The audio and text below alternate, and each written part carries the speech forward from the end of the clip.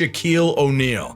Everyone knows the big guy who dominated the NBA for years, made a name for himself as a rapper, movie star, TV analyst, and media personality. But what you might not know is that Shaq was a serial cheater.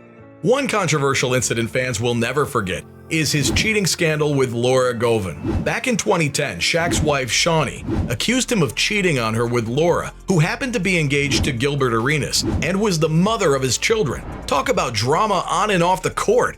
Leaked emails between Shaq and Laura hit the internet, and man, did they contain some explicit information about their secret rendezvous.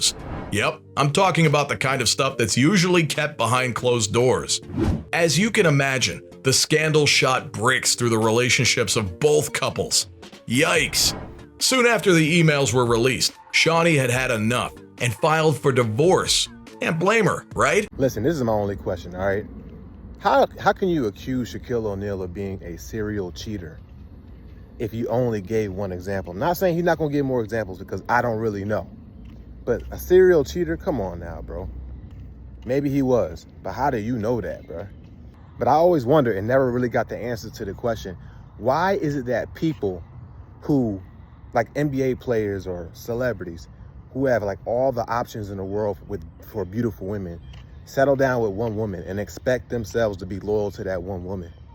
Like, you didn't have to do that to yourselves. Like, men constantly put themselves in that position, get married, and then struggle to be loyal when you just could have been single the whole entire time. Somehow, I just don't understand, bro. Gilbert, who was engaged to Laura, found it hard to believe that she had actually slept with Shaq. But as time went on, he changed his mind and accepted the hard truth. In an episode of his podcast, Gil's Arena, Gilbert once opened up about how the cheating scandal affected him. And you won't believe this, but it seriously messed with his performance. I've got to say, I'm not surprised, because that must have been a hell of a distraction. According to Gilbert, during a game against the Indiana Pacers, he was at the free throw line and ready to shoot when he starts hearing those two punk kids chanting Shaq over and over again. But wait, it gets worse. The kids were making rude gestures to mess with Gilbert's focus, and all these interruptions threw Gilbert off his game, and he ended up missing both free throws. I'm surprised rich people have not, I'm talking about rich men, have not lobbied for a law to be passed for people of a certain tax bracket that if a woman cheats or if a woman does certain things, if a divorce happens because of infidelity or something crazy like that, she is not entitled to any of the money in the divorce settlement. Y'all could have, as men, y'all could have been lobbied for something like that, because that's crazy. But this is also the type of thing that made me think like, bro, a lot of dudes really ain't that bright. Or like, and I, you know what I'm saying? I ain't trying to be disrespectful. It's like Gilbert Arenas, Shaquille O'Neal, all these different type of people. It's like, why would y'all risk y'all finances and get married to a woman?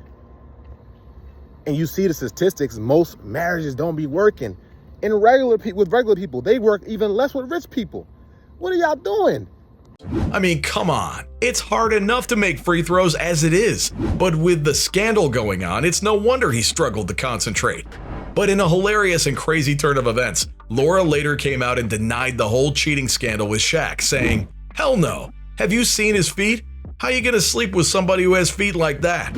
Honestly, I don't want to know what Shaq's feet look like. But the Lakers legend and his weird-looking feet have a reputation for being a womanizer. And get this, in his book, Shaq Uncut, he tries to explain why he cheated. Shaq claimed that so many women were practically throwing themselves at him, so he couldn't resist the temptation, even while he was married. If you ask me, that's some bold reasoning. See, this is the type of stuff I'm talking about. You didn't know that they was throwing themselves at you before you got married. Like, you act like you was married before you got to the NBA. You was already a superstar at LSU. Went to Orlando Magic, was still a superstar. And then you got married.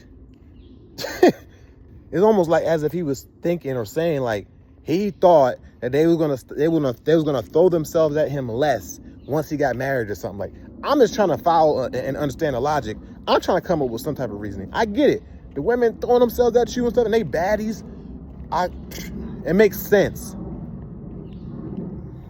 But you act like it just started as soon as you got married or something. But if you thought this incident was crazy, then let me tell you about the awkward scandal involving Indiana Pacers Paul George, Roy Hibbert, and their wives. Yep, you heard that right. And trust me, the whole situation is just as awkward as it sounds. Till 2010, the Indiana Pacers had a pretty solid team. And leading the way was none other than the dynamic duo of George and Hibbert. These guys were killing it on the court, but things took a weird turn during the 2014 playoffs. The Pacers started playing super disappointingly, and of course, the rumor mill got to work.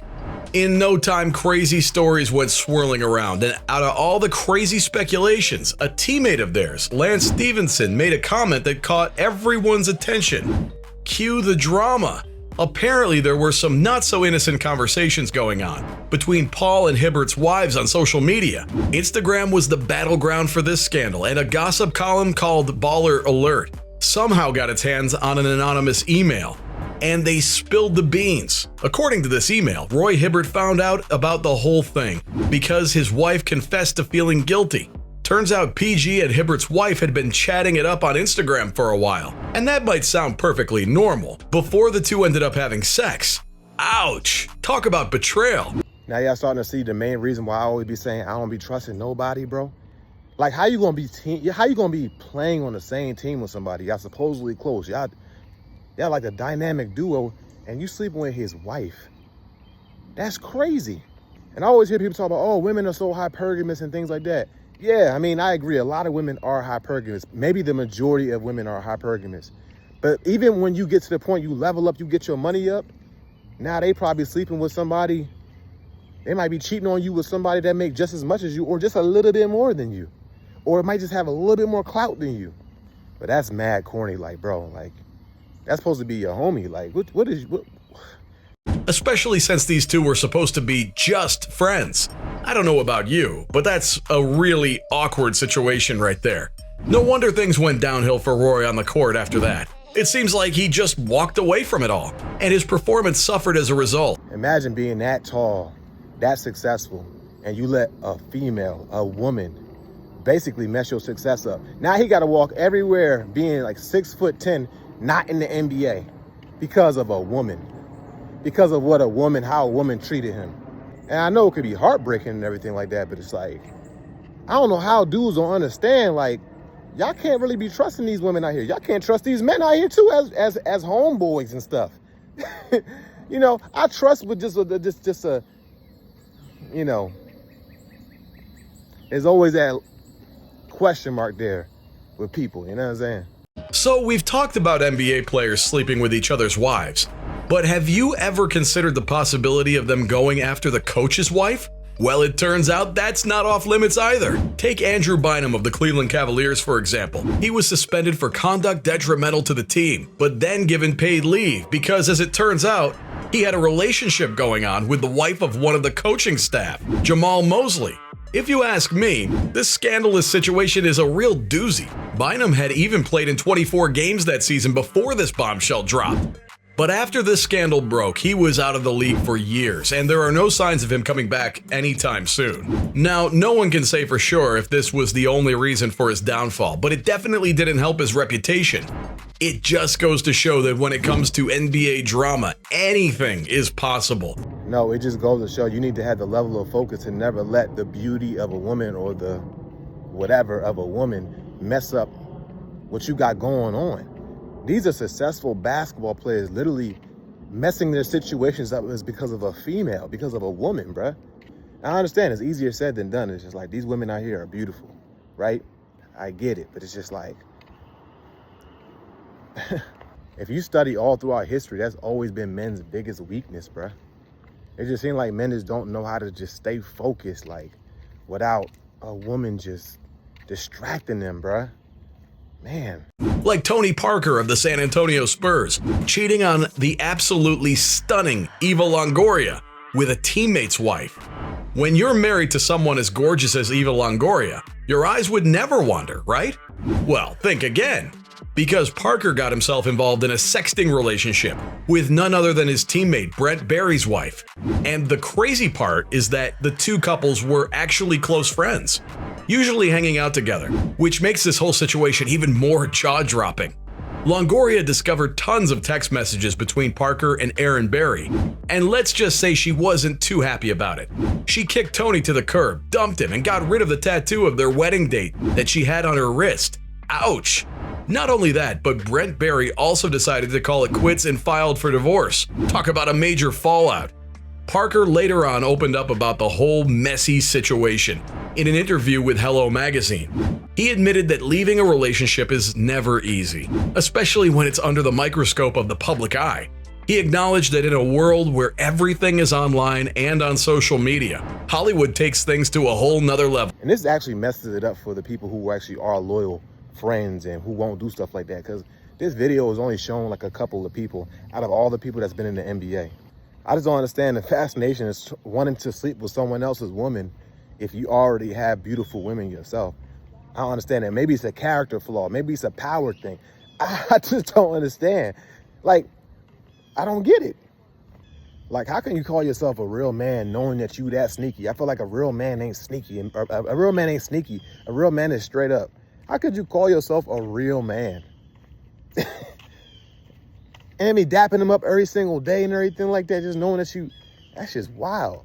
Or even ex-wife, like in the case of this next scandal. Yup, I'm talking about the drama between none other than former teammates from the Los Angeles Lakers, Matt Barnes and Derek Fisher, who got caught up in a scandal that's straight out of a soap opera.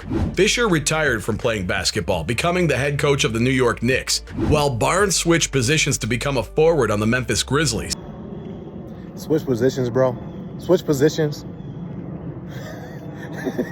You knew what you was doing when you said that, bro. You could have chose any other vocabulary, combinations of vocabulary, and you chose to use the phrase switch positions. Everything seems to be going normal, right? Well, this is where the situation ends up getting crazy, because Barnes had just gone through a divorce from Gloria Govan, who you might recognize from Basketball Wives LA when he found out she was seeing Fisher. I mean, it's obvious bro code to not date each other's exes. And man, Barnes was pissed off. He got inside his car and drove 100 miles from Santa Barbara to Los Angeles to confront Fisher in the backyard of Govan's home. And things got ugly real fast. One source told the New York Post that Barnes went crazy and beat the out of Fisher. Yikes. Clearly Barnes took this whole situation very personally. The guy drove all the way down to Los Angeles just to settle the score. That's some serious dedication, or maybe some serious anger issues right there.